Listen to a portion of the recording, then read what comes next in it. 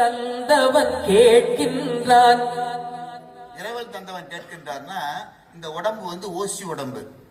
நாம என்ன நினைக்கிறோம், இட் பிலாங்ஸ் டு அஸ் இல்லையா? இல்ல இல்ல இல்ல, 75 வயசுல தெரிஞ்சு பேரும் ஓனர் வேற ஆளுன்னு. ஏன்னா நீங்க சொன்னது எதுவுமே அந்த உடம்பு கேட்காது. இரவல் தந்தான், ஓசியில கொடுத்தான், இத்தனை வருஷம் கொடுக்குறேன், லீஸ் இல்ல, டெனன்சி அக்ரிமெண்ட்ல ஒண்ணுமே இல்ல.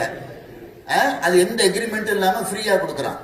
சட்டப்படி பாத்தீங்கன்னா எதுவுமே இல்ல. என்ன கேட்டா we are squatting on someone's land basically. நீங்க தான் எக்ஸ்பர்ட் ஆச்சா. அப்போ உட்கார்ந்துகிட்டு இருக்கிறோம். அப்ப என்ன ஆகுது, இரவல் தந்தவன் கேட்கறான், முடிஞ்சு போச்சு, குடு திருப்பியா கிட்ட. இரவல் தந்தவன் கேட்கின்றான், அதை இல்லை என்றால் அவன் விடுவானா? இல்ல முடியாது, நான் வரது ஐடியாவா இல்ல, நான் 100 வருஷம் இருந்துட்டு வரலான்னு இருக்கேன், நான் இவ்வளவு ஷேர் மார்க்கெட்ல போட்டுட்டு இதெல்லாம் நான் அனுபவிக்க வேண்டியிருக்கு, கொண்டாட்டி பொண்ணு எல்லாம் இருக்கு, எனக்கு எக்ஸ்டென்ஷன் கொடு, நான் மெதுவா தான் வருவேன் அப்படின்னா விட மாட்டான். அடுத்தது என்ன, உறவை சொல்லி அழுவதனாலே உயிரை மீண்டும் தருவானா?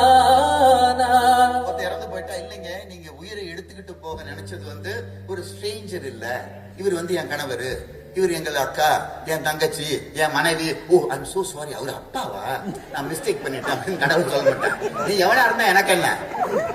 உறவை சொல்லி அழுவதனால், உறவை சொல்லி அழுவதனாலே உயிரை மீண்டும் தருவானா? சரி நீ கத்தி அழுவுற, ஓன்னு கத்துற, கூக்குரல் இட்டு கத்துற, கூக்குரலாலே கிடைக்காது, கத்துனா திருப்பி கொடுக்க மாட்டானா?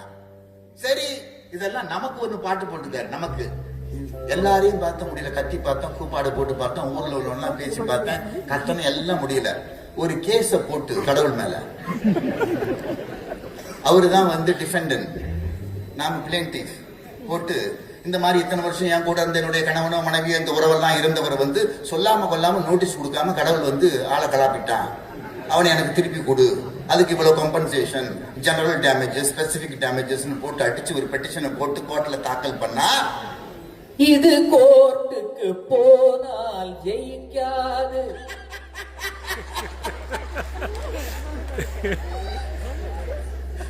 ஜெயிக்காது. ஏன்? அந்த கோட்டையில் நுழைந்தால் திரும்பாது, அதனால போனால் போகட்டும் போடா. என்ன முருகா, என்ன முருகா, என்ன முருகா பாட்டு தாங்க முடியல.